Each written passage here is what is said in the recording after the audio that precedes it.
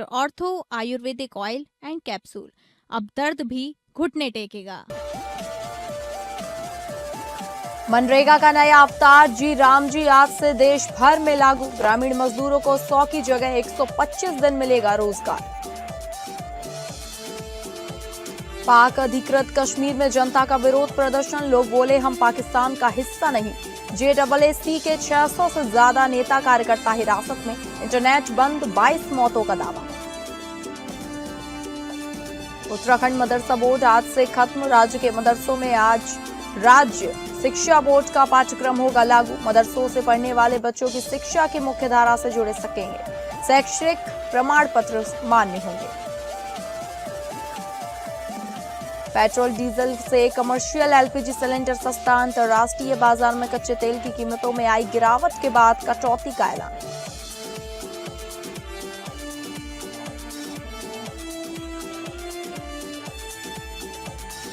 नमस्कार, आप सभी का बहुत स्वागत है और मैं हूं आपके साथ अंकिता सिंह। शुरुआत करेंगे बड़ी खबर का रुख करके। जो बड़ी खबर आ रही है, जहां आज से मनरेगा की जगह VB राम जी बिल होगा लागू। 100 की जगह 125 दिन रोजगार की गारंटी। ग्रामीण मजदूरों को मिलेगा 125 दिन का रोजगार। न्यूनतम मजदूरी 300 रुपए तय। बड़ी दैनिक मजदूरी 95,000 करोड़ रुपए से अधिक का है ये बजट। शिवराज सिंह चौहान ने बताया ऐतिहासिक कदम। विपक्ष ने भी उठाए हैं सवाल। केंद्र सरकार ने ग्रामीण रोजगार व्यवस्था में बड़ा बदलाव करते हुए विकसित भारत गारंटी फॉर रोजगार एंड आजीविका मिशन ग्रामीण अधिनियम 2025 या जी राम जी को आज से लागू कर दिया है। इसके साथ ही सरकार ने नई ग्रामीण रोजगार योजना के तहत मजदूरी में दरों में भी बढ़ोतरी की है। अब देश में औसत दैनिक मजदूरी 298.8 रुपए से बढ़कर 327.4 रुपए हो गई है, यानी कि औसतन 28.8 रुपए प्रतिदिन की बढ़ोतरी हुई है। ग्रामीण विकास मंत्रालय ने मंगलवार को नई मजदूरी दरों की अधिसूचना जारी की। नई दरें 1 जुलाई से देश के सभी 34 राज्यों, केंद्र शासित प्रदेशों और मजदूरी क्षेत्रों में लागू हो गई हैं। सरकार के अनुसार नए कानून के तहत पात्र ग्रामीण परिवारों को अब 125 दिनों के मजदूरी वाले रोजगार की कानूनी गारंटी मिलेगी। पहले मनरेगा के तहत 100 दिनों के रोजगार की गारंटी थी। सरकार ने नई योजना में 300 रुपए प्रतिदिन की अंतरिम न्यूनतम मजदूरी तय की है। इसका मतलब है कि इस योजना के तहत किसी भी राज्य में मजदूरी 300 रुपए से कम नहीं होगी। केंद्रीय ग्रामीण विकास मंत्री शिवराज सिंह चौहान ने कहा कि सरकार की प्राथमिकता है कि कोई भी पात्र ग्रामीण मजदूर एक भी दिन काम से वंचित ना रहे। नई व्यवस्था को लेकर विपक्षी दलों और कुछ सामाजिक कार्यकर्ताओं ने चिंता जताई। उनका कहना है कि इससे रोजगार की मांग आधारित व्यवस्था, राज्यों और पंचायतों की भूमिका तथा योजना के लिए पर्याप्त धन उपलब्ध कराने जैसे मुद्दों पर असर पड़ सकता है।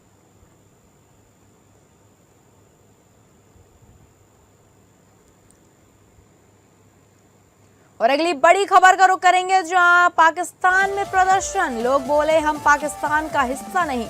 JSSC के 600 से ज्यादा नेता कार्यकर्ता हिरासत में। प्रदर्शनकारी बोले हमें नहीं पाकिस्तान को हमारी जरूरत। इंटरनेट बंद हो गए हैं। वहीं 22 मौतों का दावा किया गया है। पाकिस्तान के कब्जे वाले कश्मीर में पाकिस्तान सरकार के खिलाफ प्रदर्शन तेज हो गए हैं। रावलकोट में ईदगाह ग्राउंड में हजारों लोग जुटे हैं। उन्होंने कहा कि POK पाकिस्तान का हिस्सा नहीं है। यह आंदोलन जम्मू कश्मीर अवामी एक्शन कमेटी की अगुवाई में चल रहा है। मीडिया रिपोर्ट्स के मुताबिक JSSC के प्रमुख नेता शौकत नवाज मीर को 2 साथियों के साथ धीरकोट के संगर फत्तारे इलाके से गिरफ्तार कर लिया गया।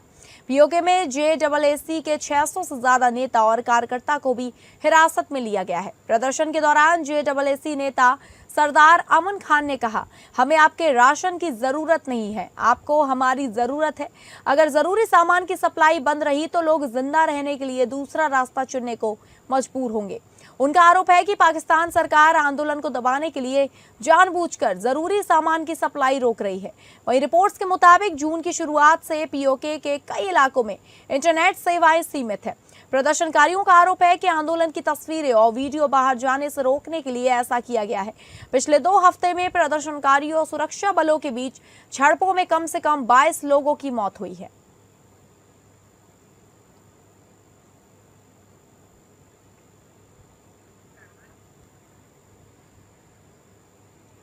और अगली बड़ी खबर का रुख करेंगे जो आ रही है उत्तराखंड से, जहां उत्तराखंड मदरसा बोर्ड आज से खत्म।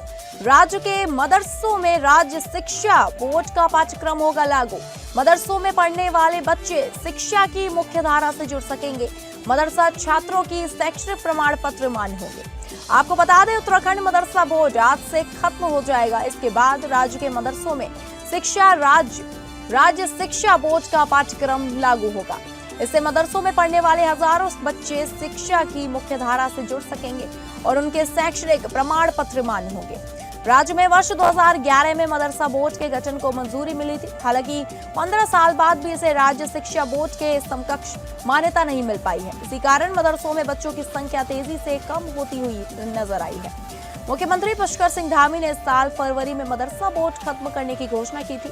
उन्होंने जुलाई से सभी अल्पसंख्यक शिक्षण संस्थानों को उत्तराखंड राज्य अल्पसंख्यक शिक्षा प्राधिकरण के दायरे में लाने के निर्देश दिए थे। साथ ही उनकी मान्यता उत्तराखंड शिक्षा बोर्ड से किए जाने को कहा था। इन निर्देशों के बाद अब मदरसा बोर्ड खत्म हो रहा है। इसके बाद भी सभी मदरसों को शिक्षा विभाग से मान्यता लेनी होगी। उन्हें राज्य शिक्षा बोर्ड का पाठ्यक्रम भी लागू करना होगा।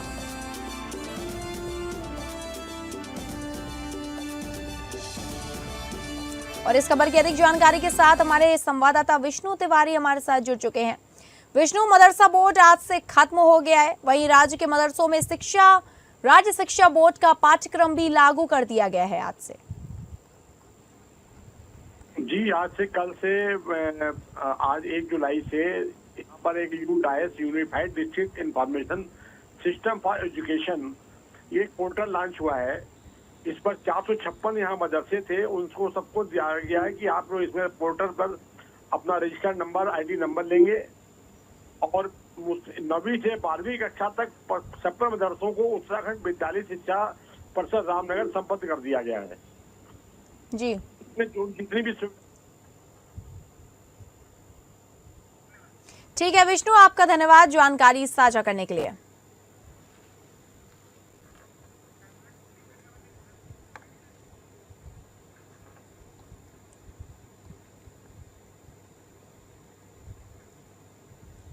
और अगली बड़ी खबर आ रही है झारखंड से, जहां झारखंड में हत्याकांड पर सीएम हेमंत सोरेन का एक्शन। करणी सेना नेता हिमांशु की हत्या के बाद सख्ती। जमशेदपुर एसएसपी और सरायकेला एसपी को हटाया गया है। जमशेदपुर के बिष्टुपुर इलाके में डीडी बार के बाहर हुई बर्बर चाकूबाजी और करणी सेना के नेता हिमांशु सिंह की हत्या के मामले में राज्य सरकार ने बेहद सख्त प्रशासनिक कदम उठाए हैं। कानून व्यवस्था की स्थिति और पुलिस की कथित लापरवाही को लेकर उपजे भारी जन आक्रोश के बाद सरकार के निर्देश पर जमशेदपुर पूर्वी सिंहभूम के एसएसपी पीयूष पांडे और सरायकेला की एसपी निधि द्विवेदी को पद से हटा दिया गया है। इसके साथ ही इस पूरे घटनाक्रम की गहन जांच और क्षेत्र में शांति व्यवस्था बहाल रखने के लिए राज्य सरकार ने 3 शीर्ष अधिकारियों को सीधे मोर्चे पर उतारा है। सीआईडी के एडिशनल डीजी मनोज कौशिक, कोल्हान के डीआईजी अनुरंजन किस्पोटा और कोल्हान प्रमंडल के कमिश्नर को जमशेदपुर में ही कैंप करने का निर्देश दिया गया है। यह पूरी वारदात शनिवार 27 जून की रात बिष्टुपुर के डीडी क्लब के बाहर हुई थी, वहीं से शुरू हुई है। करणी सेना के नेता 24 वर्षीय हिमांशु सिंह अपने दोस्त प्रत्युष सिंह के साथ बार के भीतर मौजूद थे, जहां कुछ असामाजिक तत्वों द्वारा एक महिला से की जा रही बदसलूकी और छेड़खानी का हिमांशु ने कड़ा विरोध किया। इस बात को लेकर दोनों पक्षों में तीखी बहस हुई, जिसके बाद बार के बाउंसर्स ने दोनों गुटों को बाहर निकाल दिया। और इस खबर की अधिक जानकारी के साथ हमारे ब्यूरो हेड अजय सिंह हमारे साथ जुड़ चुके हैं। अजय, पूरा मामला क्या है, विस्तार से बताइए, और जिन लोगों ने ये घटनाक्रम को अंजाम दिया है उन लोगों के बारे में क्या जानकारी है? देखिए अंकिता, ये जो जमशेदपुर के बिष्टुपुर इलाके में जो डीडी बार के बाहर जो चाकूबाजी हुई थी, तो उसमें करणी सेना के नेता हिमांशु सिंह की मौत हो गई थी। तो उसके खिलाफ जो है राज्य सरकार ने, हेमंत सरकार ने कड़ा फैसला लिया है और वहां के जो जमशेदपुर के जो एसएसपी हैं पीयूष पांडे और सरायकेला के जो एसपी हैं निधि पर वो जो है वो गाजगिरी है और उनको तत्काल प्रभाव से हटा दिया गया है। कल मंगलवार की देर रात मुख्यमंत्री ने अपने एक हैंडल पर भी लिखा है कि जो है सरकार, जनता की जो सुरक्षा है वो हमारी प्राथमिकता है। विधि व्यवस्था बहाल रखने में विफल रहने पर राज्य सरकार ने ये कार्रवाई की है और उनको जो है सो तुरंत विरमित किया गया है। क्योंकि ये जो जो भौगोलिक जो स्थिति है, तो जो जमशेदपुर का जो बहुत सा इलाका जो है, सरायकेला और जमशेदपुर बिल्कुल सटा हुआ इलाका है, और ये दोनों ही जो है जमशेदपुर और सरायकेला जो है बिल्कुल सटा हुआ है, और इनके आधा जो इसका जो पड़ता है वो सरायकेला में पड़ता है, सरायकेला का बहुत से यहाँ पर। तो इसीलिए इनको, और एक बात और भी दिलचस्प है कि ये जो दोनों जो आईपीएस दंपति ये हैं जो हैं अधिकारी हैं, ये दोनों दंपति वाइफ हस्बैंड हैं। तो इन पर जो है वो संयुक्त रूप से कार्रवाई हुई है, और जो मुख्यमंत्री ने स्पष्ट निर्देश दिए हैं और कड़े आदेश दिए हैं। डीआईजी को कोल्हान के जो आयुक्त हैं और रांची के एडीजी को कैंप करने का निर्देश दिया गया और कहा गया है कि किसी भी हाल में कानून व्यवस्था को जो है बरकरार की जाए। दूसरी तरफ जो मंडल है जो जिस पर की ये चाकूबाजी की और इस पर हुई है, उन पर जो है सख्त आदेश दिया गया है और उन पर 2 लाख का उस पर इनाम रखा गया है कि किसी भी अपराधी को सूचना देने वाले को 2 लाख रुपए मिलेंगे और उनका नाम गुप्त रखा जाएगा। यानी लबो लुबाव ये है कि सरकार जो है, हेमंत सरकार पूरी तरह ये मुस्तैद है और ये रखा गया है कि किसी भी तरीके से जो लॉ एंड ऑर्डर जो वहाँ की बिगड़ रही है उसको जो है उस पर जरूरी कदम उठाया जाए। दूसरी तरफ जो है उनके जो ठीक है अजय, आपका बहुत धन्यवाद जानकारी साझा करने के लिए। तो आपको बता दें, करनी सेना नेता हिमांशु की हत्याकांड पर सीएम हेमंत सोरेन ने एक्शन दिखाते हुए जमशेदपुर एसएसपी और सरायकेला के एसएसपी को हटा दिया है। अगली बड़ी खबर आ रही है गोरखपुर से, जहां गोरखपुर में सनसनी, सीएम योगी और गोरखनाथ मंदिर को बम से उड़ाने की धमकी मिली है। 15 साल के लड़के से सीधा डीआईजी को कॉल किया, मोबाइल लोकेशन से दबोचा गया है आरोपी। उत्तर प्रदेश के गोरखपुर में उस समय पुलिस महकमे और सुरक्षा एजेंसियों में हड़कंप मच गया जब पुलिस उप महानिरीक्षक गोरखपुर के सरकारी मोबाइल नंबर पर एक अज्ञात व्यक्ति ने फोन कर गोरखनाथ मंदिर और प्रदेश के मुख्यमंत्री को बम से उड़ाने की आत्मघाती धमकी दे डाली। वीवीआईपी सुरक्षा से जुड़े इस संवेदनशील मामले की सूचना मिलते ही गोरखपुर पुलिस तुरंत एक्शन मोड में आ गई और सर्विलांस की मदद से धमकी देने वाले की सरगर्मी से तलाश शुरू कर दी गई है। पकड़े गए किशोर से जब पुलिस अधिकारियों ने कड़ाई से पूछताछ की तो मामले में एक चौंकाने वाला मोड़ सामने आया। जांच और पूछताछ के दौरान पुलिस को पता चला कि धमकी भरा फोन करने वाला किशोर मानसिक रूप से पूरी तरह अस्वस्थ है। मामले की गंभीरता को देखते हुए वरिष्ठ अधिकारियों के निर्देश पर इंस्पेक्टर नीरज राय के नेतृत्व में एक विशेष पुलिस टीम का गठन किया गया।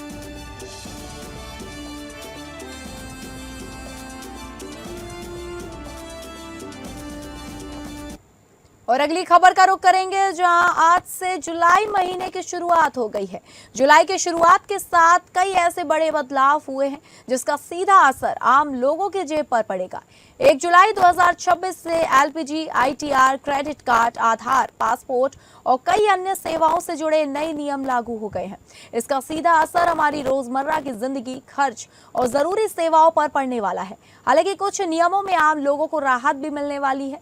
ऐसे में यह नियम जानना हम सभी के लिए जरूरी हो गया है। आइए जानते हैं आज यानी 1 जुलाई से होने वाले इन बदलावों से किस नियम से मिलेगी राहत और किस बदलाव से खर्च बढ़ सकता है। ये साल में पहला ऐसा मौका है जब कमर्शियल सिलेंडर के दाम कम हुए हैं। आज से 19 किलो वाले कमर्शियल एलपीजी सिलेंडर की कीमतों में 183.50 रुपए तक की कटौती कर दी गई है। इंडियन ऑयल के नए रेट के अनुसार 19 किलो वाले कमर्शियल सिलेंडर जो अब तक 3,113.50 रुपए में मिल रहा था, वो अब 2,930 रुपए में मिल जाएगा। हालांकि घरेलू एलपीजी सिलेंडर की कीमतों में कोई बदलाव नहीं हुआ है।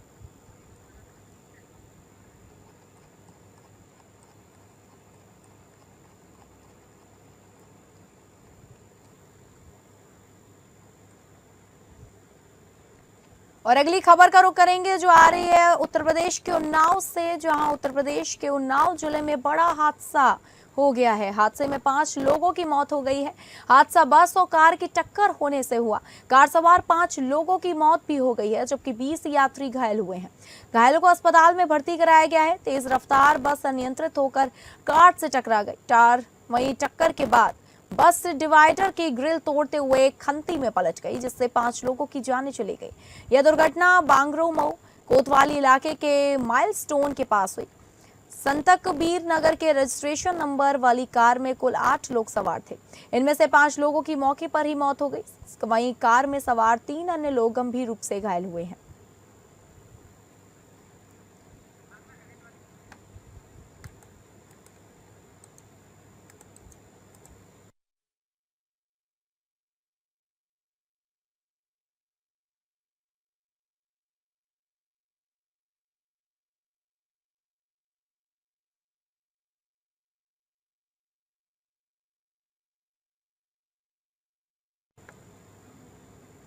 और अगली बड़ी खबर का रुख करेंगे जो आ रही है महाराष्ट्र से, जहां भिवंडी टैट पेपर लीक मामला, फरार मुख्य आरोपी की पत्नी गिरफ्तार। 6 जुलाई तक पुलिस हिरासत में।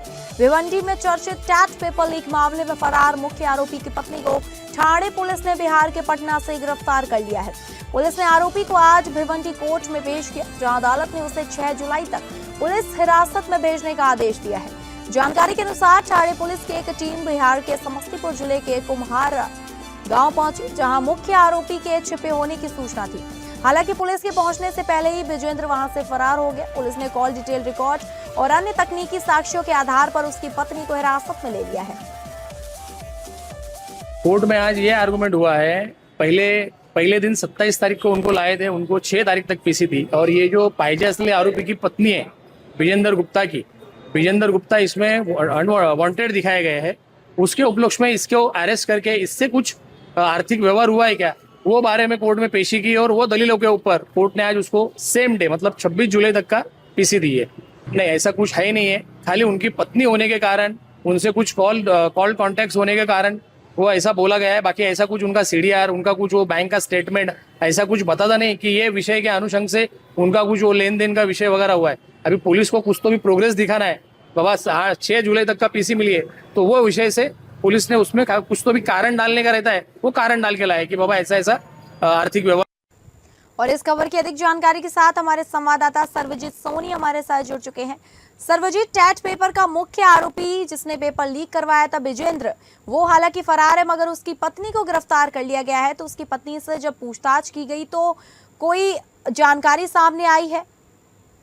जिस तरह से जो टीचर एलिजिबिलिटी टेस्ट जो टीएसएसटी का मामला था, जिसमें भिवंडी पुलिस ने एक पेपर लीक मामले में अब तक मामला दर्ज करके उसमें गिरफ्तारी की है। एक बिहार से एक आरोपी गिरफ्तार किया है, जिसमें जो मुख्य आरोपी की पत्नी बताई जा रही है ब्रजेश सिंह की पत्नी सुमन कुमारी है, जिसमें गिरफ्तार किया गया है। हालांकि मुंबई लाया गया है। मुंबई में 6 जुलाई तक उनको पुलिस कस्टडी दी गई है। एसआईटी इस मामले में जांच की गई है।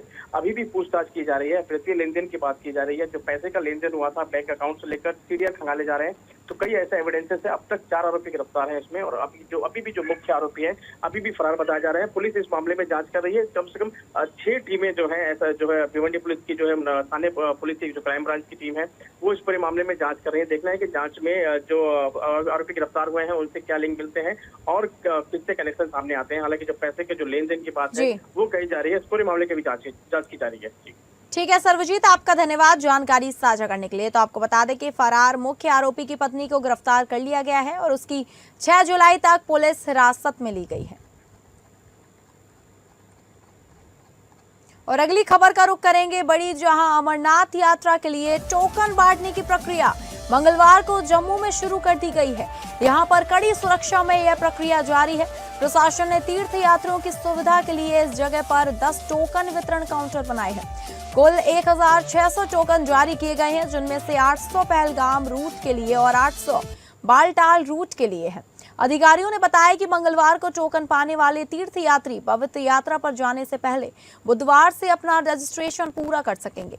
टोकन का वितरण सुचारू और सुरक्षित ढंग से हो, इसके लिए तवी रिवर फ्रंट पर सुरक्षा के कड़े इंतजाम किए गए हैं। इलाके में सुरक्षा कर्मी तैनात किए गए हैं और अधिकारी सभी तीर्थ यात्रियों के लिए सुरक्षित माहौल सुनिश्चित करने के लिए पूरी प्रक्रिया पर बारीकी से नजर रख रहे हैं। अमरनाथ यात्रा के लिए जम्मू जिला प्रशासन ने 18 ऑन द स्पॉट रजिस्ट्रेशन और टोकन काउंटर बनाए हैं। इनमें से 10 token counter Tawi river front centre पर काम करते हैं, जबकि अन्य काउंटर गीता भवन, राम मंदिर, पुरानी मंडी, भगवती नगर और रेलवे स्टेशन पर है।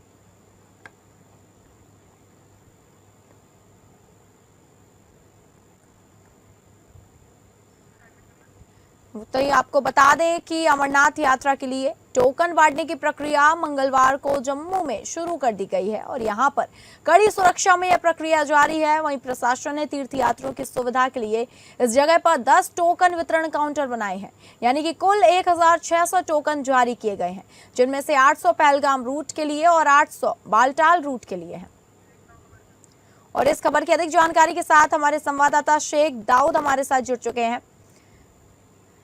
शेख, जिस तरीके से अमरनाथ यात्रा के लिए टोकन बांटने की प्रक्रिया है वो कर दी गई है, 1600 टोकन वितरित किए जाएंगे और सुरक्षा के क्या क्या इंतजाम किए गए हैं और प्रक्रिया क्या है टोकन की? बिल्कुल, पूरे जम्मू कश्मीर में इस वक्त खुशी की लहर है, क्योंकि हर साल की तरह इस साल भी अब यात्रा शुरू होने वाला है। 3 जुलाई से पहला जत्था अमरनाथ यात्रा की तरफ रवाना हो जाएंगे और जगह जगह पे यहाँ के जो एडमिनिस्ट्रेशन है उसने हर तरह के इंतजाम किए गए हैं और सिक्योरिटी के आला इंतजाम है। चप्पे चप्पे पे सिक्योरिटी तैनात है और कई कैमरास लगाए गए हैं और पिछले 1 महीने से लगातार जो नेशनल हाईवे है जो श्रीनगर से बालताल तक, वहाँ पे जो मॉक ड्रिल वो वहाँ पे चला रहे हैं, तो कहीं ना कहीं चौकसी बढ़ा दी गई। हर जगह पे किसी किस्म का कोई वाक़ा पेश ना आए या यात्री को कोई प्रॉब्लम ना हो जाए, तो लोग यहाँ के लोग भी खुश हैं ताकि ये जो अमरनाथ यात्रा है ये ठीक तरह से हो जाए। जी ठीक है शेख दाऊद, आपका बहुत धन्यवाद जानकारी साझा करने के लिए। तो फिलहाल इस बुलेटिन में इतना ही। नमस्कार।